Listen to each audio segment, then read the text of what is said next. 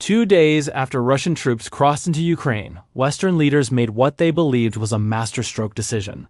February 26, 2022, marked the day the United States and its European partners announced Russia's expulsion from SWIFT, the global banking communication network linking 11,000 financial institutions across 200 nations. This system handles $5 trillion in daily transactions, making it the backbone of international commerce. By severing Russia's connection, Western banks could no longer exchange payment instructions with Russian institutions. Trade financing disappeared. Cross-border transactions halted. Complete economic quarantine. Russian markets would crumble. Putin would have no choice but to retreat from Ukraine or watch his regime collapse under popular revolt. Russian institutions didn't disintegrate. Their currency bounced back. Commercial activity persisted through alternative channels. Russia discovered workarounds. More troubling for Western strategists, countless nations observed these events and started constructing their own backup systems. The realization hit hard. If Washington could eliminate Russia's access to global finance over policy disagreements, any country could face identical treatment. Over the past century and a decade, dominant economic powers have weaponized financial infrastructure 4 distinct times. Each instance followed an identical sequence. The leading power maintains control over financial systems. That power deploys those systems against adversaries. Targeted nations develop alternatives. Uncommitted countries create safety mechanisms. The original weapon becomes ineffective. The dominant nation believes it wields unmatched leverage. I'm going to walk you through 4 historical cases. The 5-phase cycle that emerges repeatedly. Why Chinese leadership represents the clear beneficiary. And why the data suggests America has roughly 2 decades before the dollar surrenders its reserve currency position completely. When Britain weaponized financial systems in 1914, it forfeited reserve status by 1944. 3 decades. America weaponized SWIFT in 2022. The countdown has begun. Before examining how the SWIFT strategy backfired, you need to grasp what SWIFT represents and its significance. SWIFT functions purely as a messaging platform. That message contains authorization from Bank A to transfer funds to Bank B. Actual capital moves through correspondent banking connections. SWIFT provides the communication infrastructure enabling these transactions. The organization emerged in 1973, founded by 239 banks from 15 nations.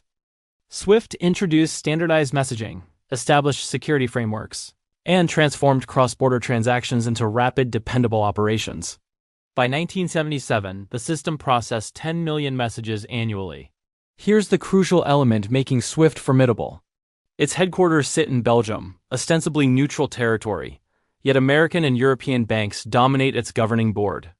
Washington possesses legal influence because most international transactions settle in dollars through New York banking institutions.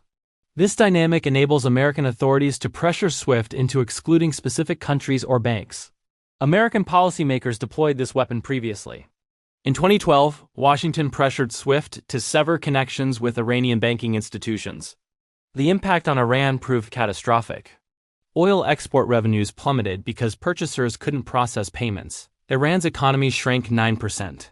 These sanctions compelled Iranian negotiators to the table, producing the 2015 nuclear agreement. The SWIFT weapon appeared successful, at least superficially.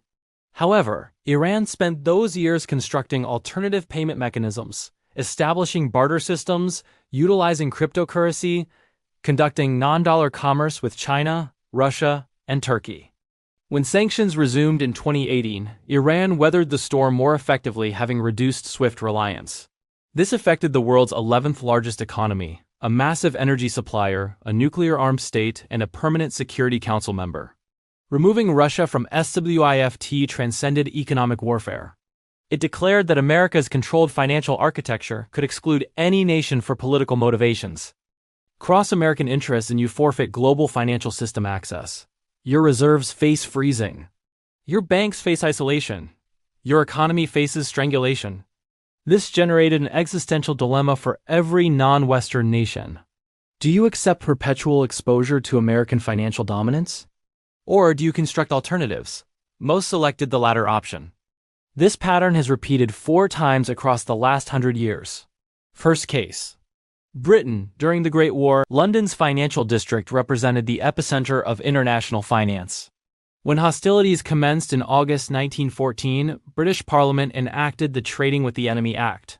This legislation authorized Britain to freeze assets belonging to German nationals and enterprises.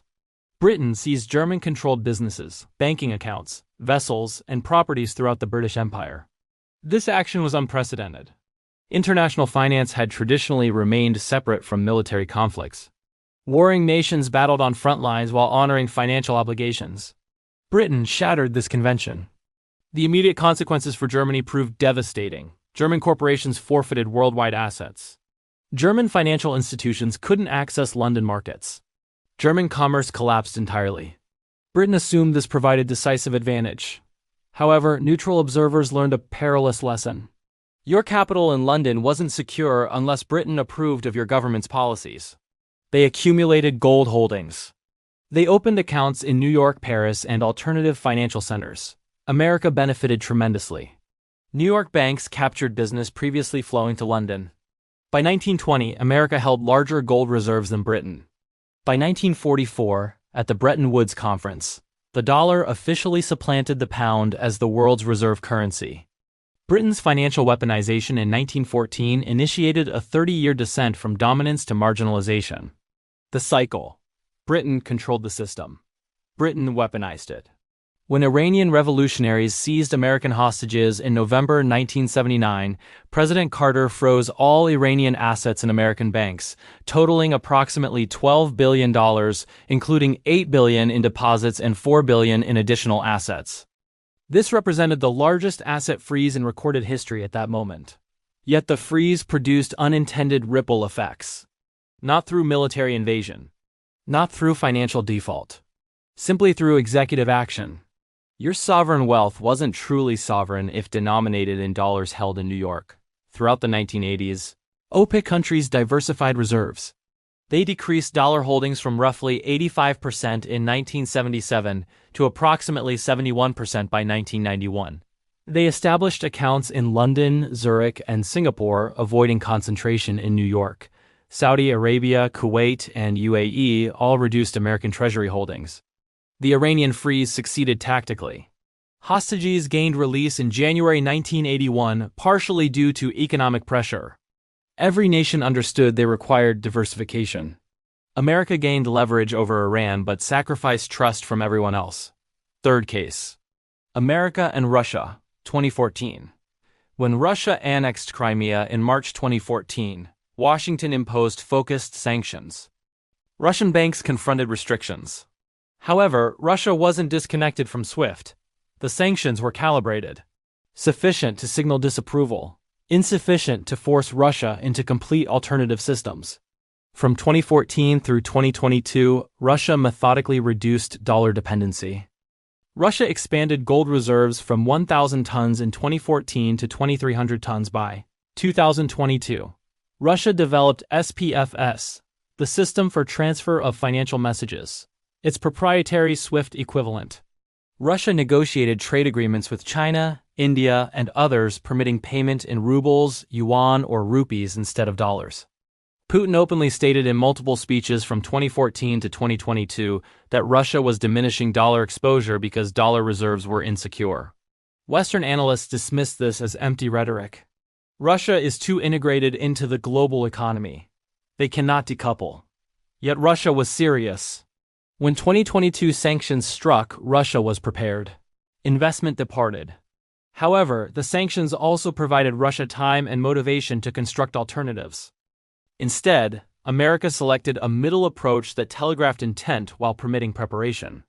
This represented the worst possible option. Fourth case. America and Russia, 2022. This is the pivotal moment. Additionally, $300 billion in Russian central bank reserves held in Western financial institutions were frozen. The immediate impact was dramatic. The ruble crashed 30% within 48 hours. Russian stock exchange closed, preventing total collapse. ATMs depleted cash supplies as Russians panicked. Western media proclaimed economic victory. Russia would collapse within months. Then something unexpected occurred. Russia mandated that European countries pay for gas in rubles, generating artificial currency demand. Russia redirected oil exports toward China, India, and Middle Eastern nations. Russia settled trade in yuan, rupees, and rubles. But the genuine damage wasn't inflicted on Russia. The real damage struck the dollar and SWIFT. If you're China, India, Saudi Arabia, or Brazil, you're contemplating, we're not currently in conflict with America. Anything? Could America freeze our $1 trillion in reserves? Cut our SWIFT access? The answer is unmistakably yes. And Iran's allies did in 1979. They diversified away from dollars and SWIFT. They constructed alternatives. That's when the 5-stage backfire pattern commenced. Stage 1. Dominant power controls payment system. From 1973 to 2022, America effectively controlled SWIFT, not directly. SWIFT is headquartered in Belgium. However, because most SWIFT transactions settle in dollars through New York correspondent banks, America possesses leverage. Therefore, America controls SWIFT by controlling the dollar, and the dollar dominates because of American economic and military power. This constitutes the foundation of financial dominance. Following September 11th, America targeted terrorist financing. This expanded to rogue states, Iran, North Korea, then Russia in 2014. So America cut Russia off and froze $300 billion in reserves. Cryptocurrency for certain transactions, barter arrangements for others. By 2024, 40% of Russian trade conducted in non-dollar currencies. Russia-India trade, predominantly in rupees. Russia-UAE trade in dirhams. Stage 4. Neutral countries hedge. This is the critical phase. China reduced American Treasury holdings from $1.3 trillion in 2013 to $775 billion by 2024. China expanded SEEPs from processing $300 billion in 2021 to over $500 billion by 2024. In March 2023, Saudi Arabia announced it would accept yuan for oil sales to China. This shattered the 50-year petrodollar monopoly. In December 2024, Saudi Arabia joined BRICS, signaling a pivot away from exclusive American alignment. Brazil and Argentina negotiated a common currency for bilateral trade. The European Union developed Instex, an alternative payment mechanism, initially for Iranian trade but potentially expandable. This is an anti-American sentiment. Yes, because they witnessed $300 billion frozen with an executive order and realized their reserves are unsecure. Stage 5. Original weapon loses power. This is our current position. SWIFT remains dominant but declining. That's a 13 percentage point drop, representing trillions in diversification. From approximately 73% in 2022 to roughly 58% by 2024. That's a 15 percentage point drop in merely 2 years. SWIFT message volume continues growing in absolute terms, but SWIFT's share of international messages is declining. SIPs processed 136 million messages in 2023, up from 91 million in 2022. That's 50% growth in 1 year. SPFS processes approximately 2 million messages daily domestically in Russia. India's Unified Payments Interface processed 12 billion transactions in 2024, including growing cross-border volume. Alternative systems are scaling rapidly. Here's the key insight. The SWIFT weapon succeeded tactically in the short term. Russian economy faced shock, but strategically it failed. Russia survived. And the SWIFT weapon can never be deployed again with identical effectiveness because now targets anticipate it and prepare for it. And neutral countries have constructed alternatives, so they're not vulnerable. This is the pattern. Stage 1, control system. Stage 2, weaponize. Stage 3, targets find alternatives. Stage 4, neutral countries hedge. Stage 5, weapon loses power. Britain experienced this from 1914 to 1944. America is experiencing it from 2022 to 2042. Now let me present the specific data proving this is occurring right now. These aren't projections, these are documented facts, Russian trade data. In 2021, before sanctions, 87% of Russian trade settled in dollars or euros. By 2024, only 60% settles in dollars or euros. That means 40% now occurs in yuan, rubles, rupees, dirhams, and other currencies. Russia-China bilateral trade amounts to $240 billion, almost entirely in yuan and rubles. Russia-India bilateral trade equals $65 billion, largely in rupees. Russia represents the test case proving operation outside the dollar SWIFT system is viable. China's CIP system. In 2020, CIPs processed approximately $12 trillion in payments for the entire year. In 2023, approximately $27 trillion, more than doubling in 3 years. CIPS now connects over 1,400 financial institutions in 110 countries. It settles in yuan. This constitutes a direct alternative to dollar SWIFT, and it's expanding faster than SWIFT. Central bank gold purchases. In 2022, central banks acquired 1,136 tons of gold. In 2023, 1,037 tons. In 2024, over 1,000 tons. This marks 3 consecutive years of 1,000-plus ton purchases. The highest sustained acquisition since the 1970s, immediately before Bretton Woods collapsed. Who's buying? China, Russia, Turkey, India, Poland, Singapore, Czech Republic. These countries are converting dollar reserves into gold because gold cannot be frozen or sanctioned. Bilateral currency swap agreements. China maintains currency swap agreements with over 40 countries worth approximately $500 billion. These permit countries to settle trade in local currencies without dollars. Russia has swap agreements with China, India, Iran. India has swaps with UAE, Japan, and others. Brazil and Argentina are negotiating a common currency. ASEAN nations are discussing local currency settlement for intra-regional trade. All of this bypasses the dollar. Petrodollar breakdown. For 50 years, oil was priced and sold exclusively in dollars. This created structural dollar demand. However, in 2023 and 2024, that monopoly ended. Saudi Arabia accepts yuan from China. Russia sells oil to India in rupees. UAE accepts dirhams and yuan. Iran sells to China in yuan. Iraq is negotiating yuan acceptance. The petrodollar isn't dead, but it's no longer a monopoly. Once the monopoly breaks, the advantage disappears rapidly. BRICS expansion and currency development. BRICS expanded from 5 to 9 members in 2024. These 9 countries represent 45% of global population, 36% of global GDP, and 42% of global oil production. At the 2023 BRICS Summit in Johannesburg, members announced development of a BRICS common currency backed by a basket of commodities including gold, oil, and rare earths. This isn't implemented yet, but the signal is unmistakable. BRICS is constructing an alternative to the dollar system. The data is overwhelming. De-dollarization isn't a future threat. It's happening now, and it's accelerating. Every month, dollars reserve share falls. Every quarter, CIPS volume grows. Every year, more trade settles in local currencies.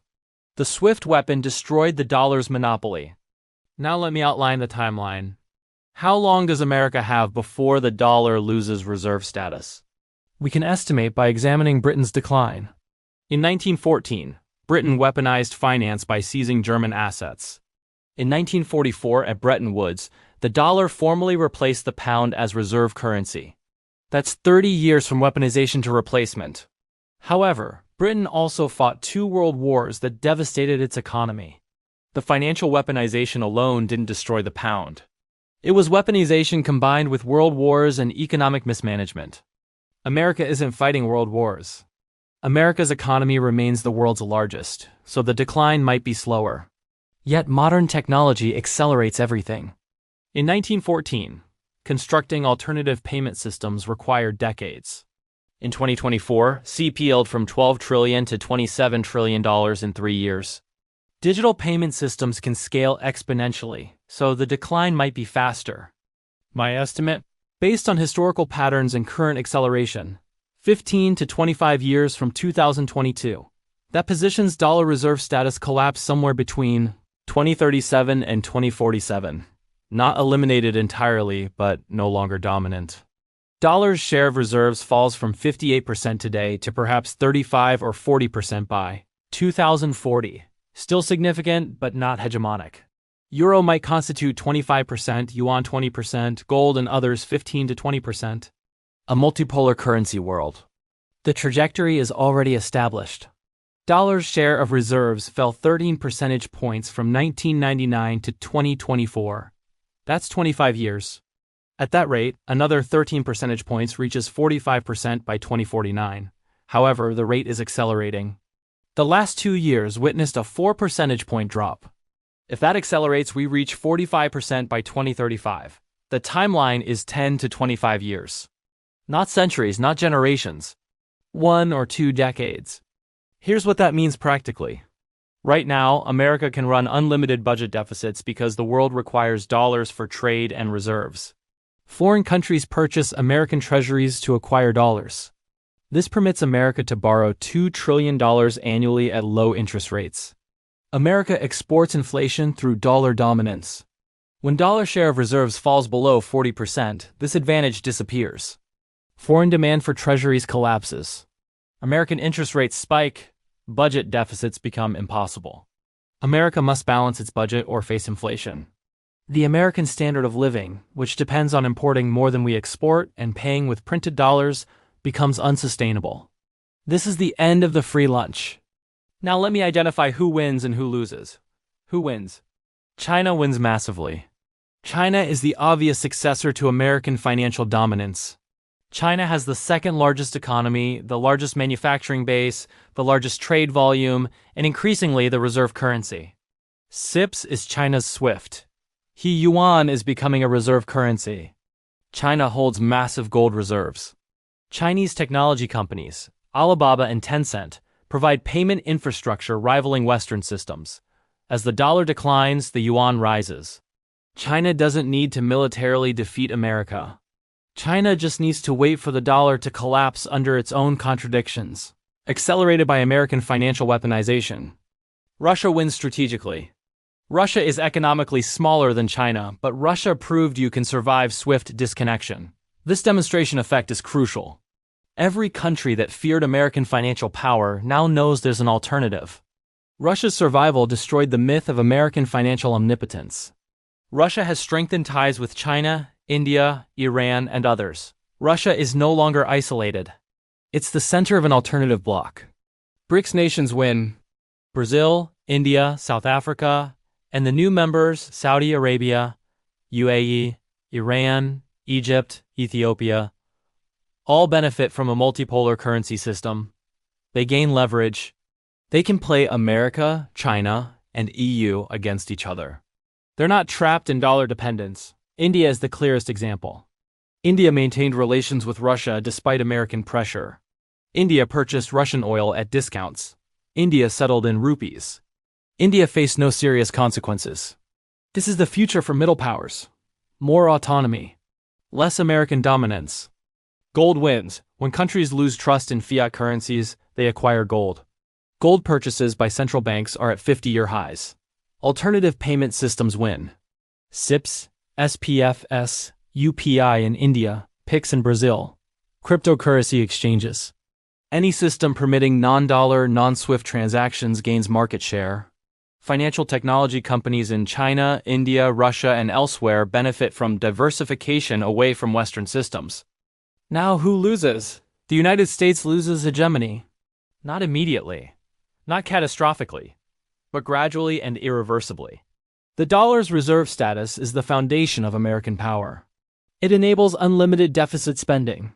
It enables sanctions that work. It enables America to live beyond its means. As dollar dominance fades, all these advantages disappear. America must balance its budget. The American military becomes unaffordable without unlimited borrowing. American living standards fall relative to the rest of the world. This doesn't mean America becomes poor. It means America becomes normal. A large, wealthy country, but not the hyperpower. Europe loses alongside America.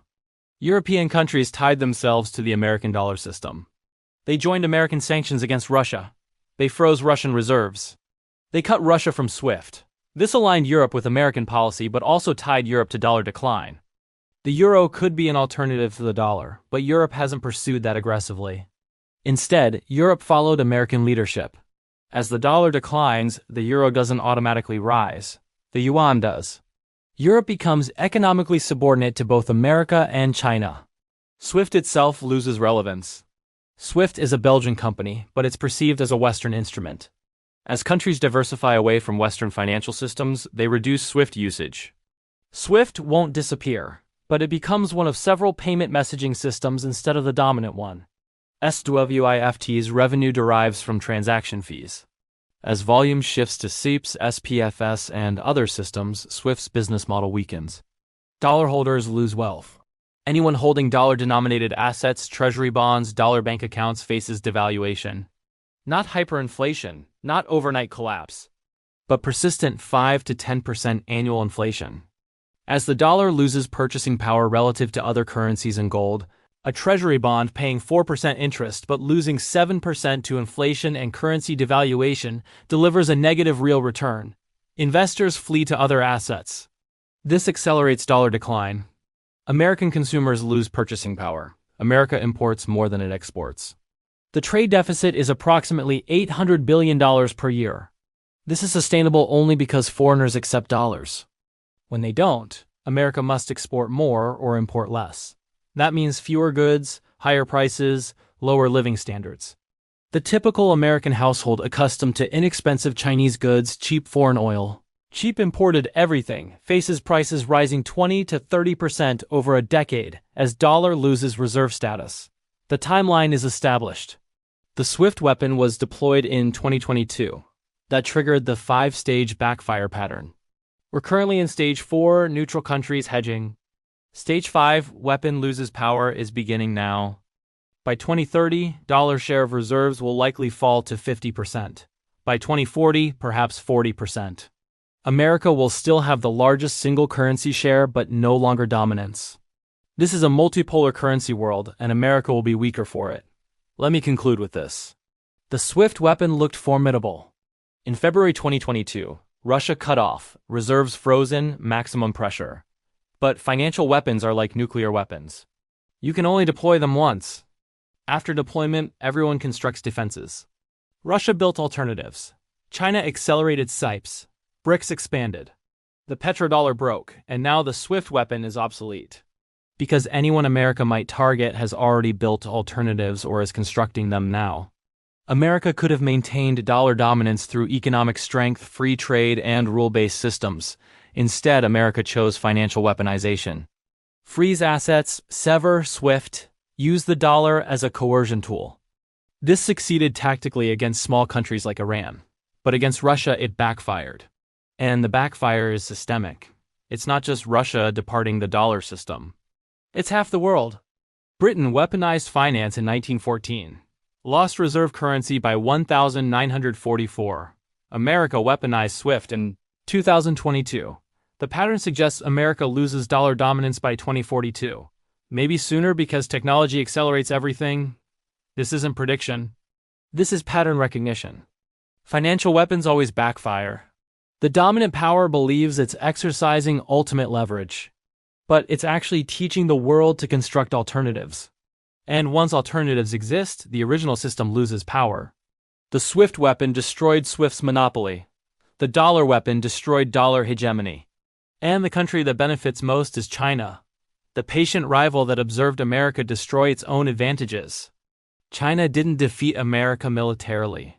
China didn't need to. America defeated itself by weaponizing the tools of its own dominance. The 5-stage pattern is complete. America controlled SWIFT and the dollar. America weaponized them against Russia. Russia found alternatives. 50-plus countries are now hedging. And the weapon is losing power. This is the end of dollar hegemony. Not with a bang, but with a whimper. Not through military defeat, but through financial suicide. The SWIFT weapon worked once. It will never work again. Because the world learned the lesson. And the lesson is, build alternatives, diversify away from dollars. Never be vulnerable to American financial power again. If this video showed you a pattern you didn't see before, if you understand that financial weapons backfire, if you recognize that the SWIFT disconnection was the beginning of dollar decline, not the peak of dollar power, then you understand the next 20 years of geopolitics. The dollar will decline. The yuan will rise. The world will be multipolar. And America will be weaker. Not because of Chinese aggression. Because of American policy. America had the golden goose. And it strangled it with sanctions.